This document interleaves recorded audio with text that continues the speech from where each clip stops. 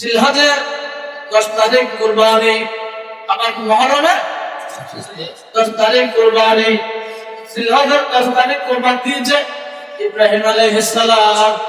জিজ্ঞেস করলেন, ও ইব্রাহিম, কেন কুরবানি দিয়েছেন? বলে, আল্লাহ আমাকে হুকুম দিয়েছে, আমি নবী হিসেবে আমাকে হুকুম দিয়েছে। ছেলেরা নবীদের স্বপ্ন ওহীর বিপরীত নয়, নবীদের স্বপ্ন ওহী। সেটা ইব্রাহিম আলাইহিস স্বপ্ন দেখেছে কুরবানি দিচ্ছে, এগুলো ওহী, এগুলো শরীয়ত। নবীদের স্বপ্ন শরীয়ত।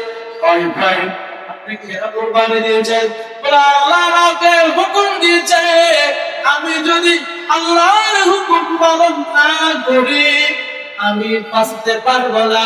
আমি আল্লাহ থেকে নিজেকে বাঁচাইবার জন্য আমি আমার ছেলেকে কুরবানি দিয়েছি। ইব্রাহিম আলাইহিস সালাম হারে দিয়ে কিনলে কিবার খোদা এমন করগি ইয়ার যদি পাতাই মানবে খোদা কোন বাঁচাতে না, তো নিজেরও খোদা কোন বাঁচাতে লাই পরে কি কুরবানি দি। আর মুহররমের 10 তারিখ এটাও কুরবানি কে দিয়েছে? আমার নবী কাকে দিয়েছে? ইমাম হোসেনকে। ইয়া রাসূলুল্লাহ, একলা খামসায় লেবেল কুরবানি দিলেন ইমাম হোসেনের।